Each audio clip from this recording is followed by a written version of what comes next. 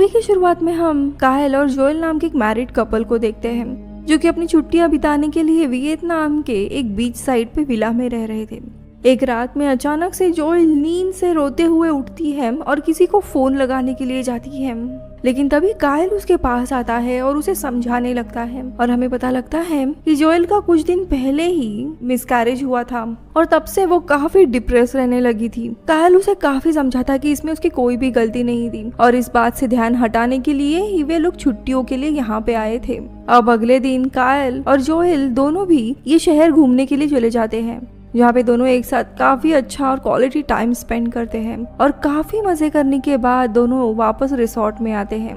घर आने के बाद जोएल एक जगह पे बैठी हुई थी कि तभी न्यूज पर किसी तूफान के आने के बारे में बताया जा रहा था, जो कि काफी खतरनाक होने वाला था और फ्लाइट भी कैंसिल होने वाली थी। लेकिन जोएल इस पर इतना ध्यान नहीं देती और अपने माँ और बहन के साथ वो वीडियो कॉल पर बिजी रहती है, जिसके बाद वो और कायल दोनों भी एक साथ स्विमिंग करने के लिए जाते हैं। अब वहाँ पे मजे करने के बाद कायल आराम करने के लिए एक पत्थर के यहाँ पे आके बैठ जाता है कि तभी उसके पैर में चोट लग जाती है और खून आने लगता है। अब ये सब कुछ देख के जोएल को वापस अपने बेबी की याद आने लगती है और वो काफी उदास वहाँ पे बैठ जाती है, लेकिन कायल उसे संभाल लेता है। इसके बाद वो दोनों भी अपने विला में चले जाते हैं। अब रात होते होते जोएल कायल से कहती है कि उसे अब छुट्टियां नहीं मनानी है, घर जाना है। अब इनका प्लान काफी दिनों तक रहने का था, लेकिन कायल जोएल को ऐसे उदास देखकर कल सुबह ही यहाँ से जाने का प्लान बनाता है, जिसके बाद दोनों भी सोने चले जाते हैं। लेकिन इस पूरे रात भर में अचानक से मौसम खराब हो जाता है और समुद्र के आसपास काफी बड़ा तूफान आने लगता है, जिसके कारण जोएल और कायल की नींद खुल जाती है। अब इनका विला समुद्र के किनारे ही होता है, इसीलिए समुद्र में भरती के कारण पूरा पानी इनके विला में आ जाता है। वो लोग तुरंत रिसोर्ट को कॉल करके उनसे मदद मांगने की कोशिश करते हैं, पर तभी एक बहुत ही बड़ी वेव आती है जो इनके पूरे विला को समुद्र के लहरों के साथ खींचने लगता है और इसी बीच में कायल के पैर पर चोट भी लग जाती है। जोएल बाहर आकर काफी चीखने लगती कि कोई उन्हें देखकर उनकी मदद करने के लिए आए, लेकिन इतने कम समय में ही वे लोग इतने दूर आ चुके थे कि कोई भी उन्हें देख नहीं पा रहा था और तभी उन्हें एक बड़ा सा पत्थर दिखाई देता है। जोएल सोचती है कि अगर वो लोग इस पत्थर पर चले जाते हैं तो सुबह होने तक वे लोग वेट कर सकते हैं और कोई हेल्प आएगी, पर कायल उसे उस पत्थर पे जाने से मना करता है क्योंकि इतने खतरनाक तूफान में वो दोनों किसी भी शेल्टर के बिना जिंदा नहीं बच पाएंगे। इसीलिए अब दोनों भी रात विला में ही निकालने का फैसला करते हैं। अब वही थोड़े समय के बाद सुबह हो जाती है और जोएल की आँख खुलती है और वो देखती है कि वो लोग लहरों के कारण बहते हुए किनारे से बहुत ही दूर आ चुके हैं। साथ ही उनका विला भी अब धीरे धीरे पानी में डूब रहा है।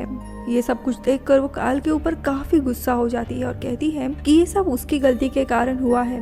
कायल उससे माफी भी मांगता है। कायल को पता होता है कि अगर उन्हें यहाँ सरवाइव करना है तो उन्हें साफ पानी और खाने की जरूरत होगी, लेकिन उसके पैर में काफी चोट लगी थी, इसीलिए वो ठीक से तैर भी नहीं पा रहा था और इसी कारण से वो जोएल से विला के दूसरे साइड से कुछ पानी और खाने की चीजें लाने के लिए अब जोएल पानी में तैरते हुए दूसरे साइड जाने के लिए निकलती है और वहाँ पे उसे 2 पानी की बोतल मिलती है, लेकिन अचानक से वहाँ पर छोटी छोटी मछलियाँ आ जाती है, जिन्हें देख वो काफी डर जाती है और गड़बड़ाहट में बाहर चली आती है। अब वो पानी कायल को पीने के लिए देती है और खुद भी थोड़ा पी के रेस्ट करती है। यहाँ पे कायल को अभी भी यकीन था कि रेस्क्यू टीम जरूर उन्हें रेस्क्यू करने के लिए आएगी और वो जोएल को भी समझा रहा था। अब दोनों भी थके हुए थे इसलिए सो जाते हैं, लेकिन कुछ ही देर के बाद तेज रोशनी के कारण सूरज की किरणें उस बॉटल पे आने लगती है और वो रिफ्लेक्शन सीधा कायल के पैर पे लगने लगता है, जिसके कारण उसका पैर बहुत ही ज्यादा गर्म होने लगता है, जिससे उसकी आँख खुल जाती है। मगर तभी जोलीन को ऊपर आसमान में एक प्लेन उड़ते हुए दिखाई देता है, जिसे देख वो खुश होती है और मदद मांगने के लिए चीखने लगती है, पर वो प्लेन उससे काफी दूर होने के कारण पायलट उन्हें देख ही नहीं पाता। जोएल को एक आइडिया आता है और वो कायल को बोतल का सारा पानी पीने के लिए कहती है ताकि वो उसमें समुद्र का खारा पानी भर सके। फिर वो कायल को कह के इस बोतल को सनलाइट के सामने रखने के लिए कहती है ताकि बोतल से निकले हुए रिफ्लेक्शन और धुएं के कारण पायलट का ध्यान इनके ऊपर जाए। पर ये सब कुछ वो कर पाए इसके पहले ही प्लेन वहां से चला जाता है इन्हें बिना रेस्क्यू किए, जिसके कारण जोएल काफी दुखी होती है और वो रोने लगती है। अब थोड़ा समय बीत जाता है। अब ये दोनों भी वैसे ही बैठे हुए थे, तभी दूर पे ही उन्हें एक शिप दिखाई देता है।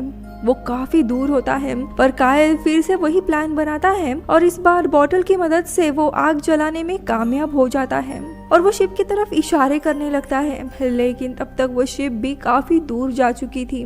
लेकिन वही दूसरी तरफ कायल ने जो आग जलाई थी वो आसपास फैलने लगती है और इनका जो भी बचा कुचा विला था वो पूरा आग में जलने लगता है, जिसके कारण इन्हें मजबूरी में पानी में जंप मारनी पड़ती है। ये लोग कैसे तैसे सरवाइव कर रहे थे। वही कुछ देर के बाद उनका घर पूरी तरीके से जल जाता है और अब उनके पास सिर्फ कुछ लकड़ियों के टुकड़े बच जाते हैं। इसके सहारे वो दोनों खुद को कुछ देर तक पानी के ऊपर रख पा रहे थे। लेकिन कायल के पैर में जो चोट लगी हुई थी उससे काफी खून बहने लगता है और पानी में समा रहा था और इस खून के स्मेल के कारण पानी में दूर पे कहीं पे शार्क होता है। वो इस खून से अट्रैक्ट होने लगता है और तेजी से इनकी तरफ आने लगता है। लेकिन दूसरी तरफ वो शार्क देखते ही देखते इनके नजदीक आता है और जैसे ही कायल और जोएल शार्क को अपनी तरफ आते हुए देखते हैं, दोनों भी पानी में तैर रहे एक बड़े से लकड़ी के टुकड़े पर आ जाते हैं ताकि उस पर चढ़कर वो खुद को शार्क से बचा पाए और किसी तरह दोनों भी वहां पे जाके बचते हैं। लेकिन तभी वो दोनों देखते हैं कि जिन्हें वो शार्क समझ रहे थे वो असल में बस कुछ डॉल्फिन्स थे। वो दोनों भी काफी डरे हुए थे। जोएल लगातार रोए जा रही थी क्योंकि उन्हें गायब होके बस पूरा एक दिन हो चुका था और अभी तक उन्हें रेस्क्यू करने के लिए कोई भी नहीं आया था, जिस पर जोएल उनकी इस हालत के लिए खुद को ही जिम्मेदार समझ रही थी। क्योंकि अगर वो अपने मिसकैरेज के बाद डिप्रेशन में नहीं आई होती तो कायल उसे कभी भी यहाँ नहीं लाता। पर कायल इसमें किसी की भी गलती नहीं है ये कहता है और जोएल को उम्मीद दिलाता है कि वो यहाँ से जिंदा बच पाएंगे। इसके बाद दोनों भी सो जाते हैं। पर थोड़ी देर के बाद जोएल की आंख खुल जाती है और इस बार उन पर असल में एक शार्क हमला कर देता है। जोएल और कायल दोनों भी पानी में गिर जाते हैं, लेकिन जोएल किसी तरह फिर से ऊपर चढ़ जाती है। पर वही शार्क कायल पर आकर हमला कर देता है जिससे उसका काफी खून बहने लगता है। पर जोएल एक लकड़ी के टुकड़े की मदद से शार्क को भगा देती है। लेकिन कायल के पैर से बहते हुए खून के कारण उनकी तरफ और भी शार्क आते हुए दिखाई देते हैं। जोलिन उस लकड़ी के टुकड़े को पैडल की तरह यूज करते हुए दूर जाने की कोशिश करने लगती है। पर उसी समय देखते ही देखते वहाँ पे रात हो जाती है और ये लोग शार्क से बच जाते हैं। अब देखते ही देखते जोलिन की आंख लग जाती है। कुछ समय के बाद जब उसकी आंख खुलती है तब वो काफी खुश होती है क्योंकि समुद्र के लहरों के कारण वो एक आइलैंड के किनारे पर आ गई थी और वो ये बात बताने के लिए कायल को जगाने के लिए जाती है। लेकिन वो देखती है शार्क के हमले के कारण कायल का काफी सारा खून बह चुका होता है और शार्क ने उसके दोनों पैर को काट दिया होता है, जिसके कारण उसकी मौत हो चुकी थी। ये देख जोएल को कुछ भी समझ नहीं आता और वो कायल को उठाने की कोशिश करती है, लेकिन कायल जा चुका था। ये पता लगने के बाद जोएल जोर जोर से चीखने लगती है क्योंकि उसने कुछ ही दिनों में अपना बेबी और अपना पति खो दिया था। पूरी तरीके से वो टूट जाती है। वही रोते रोते आइलैंड की तरफ वो जाने लगती है।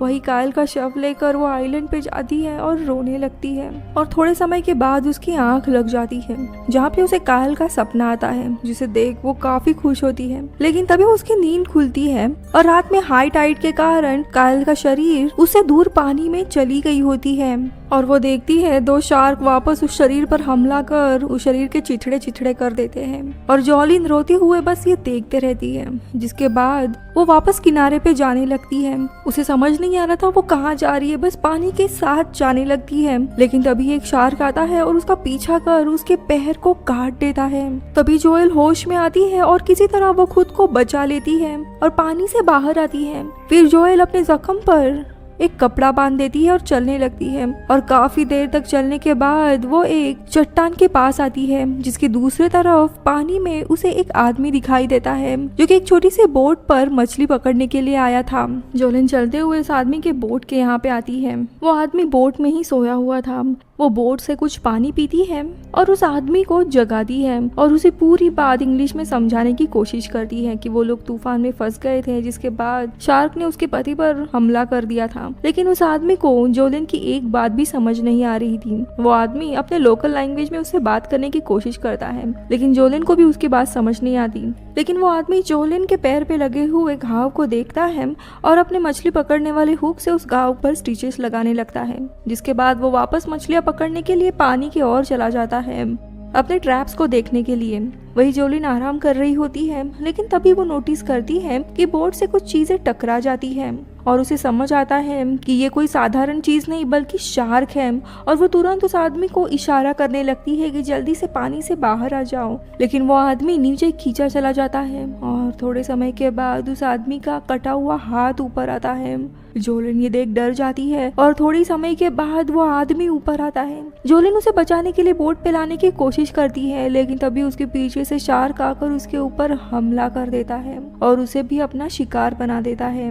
जोलिन फिर एंकर को पानी से बाहर खींचती है और यहाँ से जाने के लिए निकलती है, पर शार्क अब उसका पीछा कर रहा होता है, जिसे देख जोलिन बोट पर रखे हुए ब्लेड फैन को चालू करती है और जैसे ही शार्क उसके ऊपर हमला करने के लिए आता है, वो उस ब्लेड फैन की मदद से शार्क के मुंह पर हमला कर देती है, जिससे शार्क डर कर वापस चला जाता है। अब जोलिन रिलैक्स हो जाती है और वो आगे बढ़ती है, लेकिन कुछ ही देर के बाद वापस वो शार्क आ जाता है और जोलिन की बोट को टक्कर मार के सीधा उल्टा कर देता है, जिससे जोलिन पानी में गिर जाती है। वही एंकर भी नीचे गिर जाता है और वो खुद को डूबने से बचाने के लिए जोलिन एंकर के रस्सियों को खुद पर लगा लेती है। तो वही शार्क भी जोलिन की तरफ ही आ रहा होता है, पर जैसे ही वो उसके पास आता है, एंकर सीधा उसके मुंह में घुस जाता है और शार्क की वहीं पे मौत हो जाती है। जिसके बाद जोलिन ऊपर आ जाती है, बोट को कैसे तैसे सीधा कर उसमें बैठ जाती है और बोट को एक दिशा में चलाने लगती है। कुछ ही देर के बाद उसे सामने किनारा दिखाई देता है। वो खुश होती है और जैसे ही किनारे के पास पहुंचती है, रेस्क्यू टीम आकर उसे बचा लेती है और उसी के साथ मूवी खत्म होती है। Bye bye.